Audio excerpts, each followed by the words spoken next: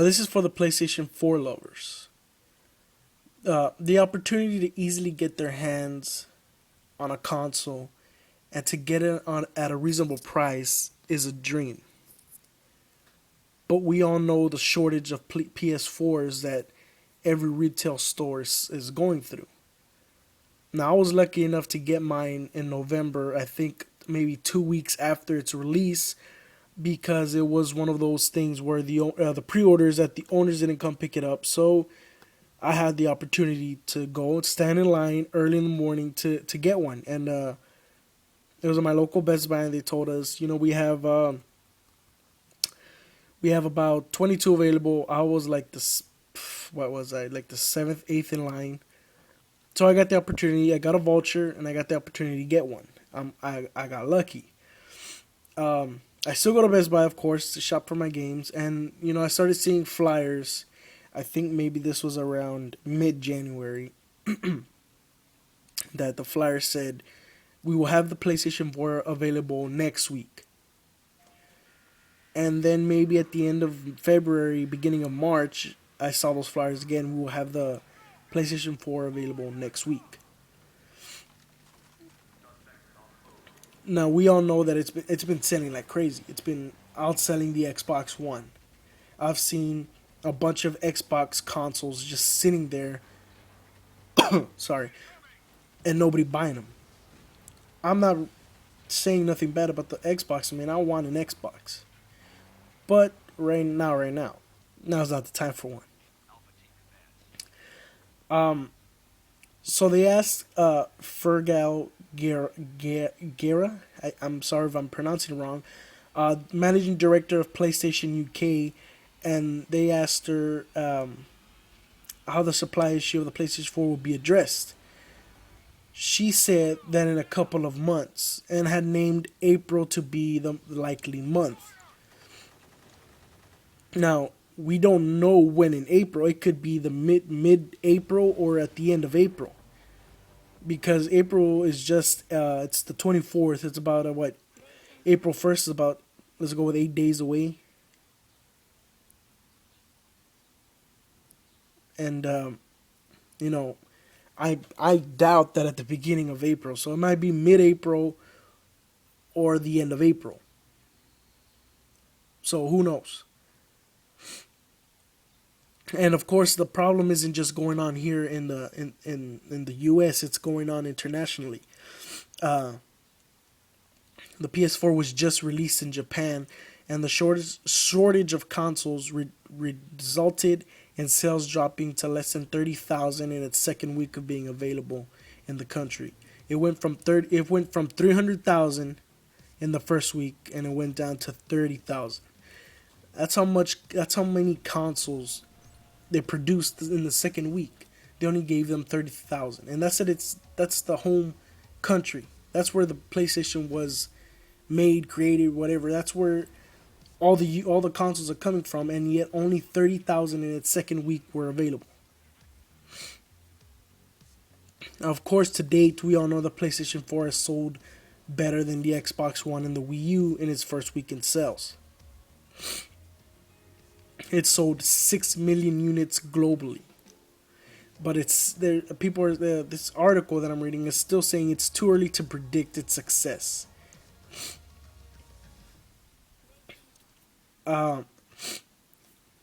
Now, I was watching. Excuse me, guys. Like I said, I'm getting sick. Now I was watching Review Tech USA, and Rich was talking about the prices going up in Canada for the PS4. Um, but I started reading more into it, and it's not just in Canada. Some retailers are cashing into the high demand and short supply scenario of the PlayStation 4. Prices of the consoles have risen as customers are willing to pay additional just to get one of them. As it stands, Sony itself raised the official price in Canada, of course. We know that already. If you follow Review Tech USA, Rich just talked about that already.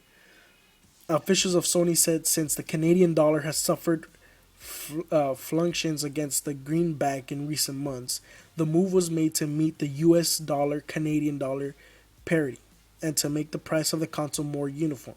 So the reason they raised the price in Canada was because so it can meet the price that the US is selling it for. If we're selling it for $399, they're selling it here for $399. With taxes comes out to $433 if I remember right. And let's go with Canada was selling it for $349.99. So the reason they raised the price was so that if you go buy a PlayStation 4 in Canada, it's gonna add up to the same price, $430. So, I see why Sony raised the price, but so it can equal the US dollar amount. Now, what these retail stores are doing is raising the price because, if you want a PlayStation 4, just give me an extra $100 and I'll make sure that you get a PlayStation 4 when it comes in. So, with taxes that included, $433, these retail stores are saying, give me an extra $100 and I'll make sure that you get a PlayStation 4, which equals to $533. I don't know. I don't think that's the right. I think that's a shitty move to do. What Sony did, I can't say anything. That's Sony. That's the company making the move.